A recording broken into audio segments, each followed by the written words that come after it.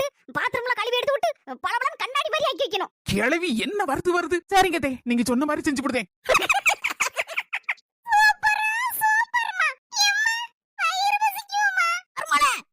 எனக்கு வயிறு பசிக்கு. சோத்து கொண்டா.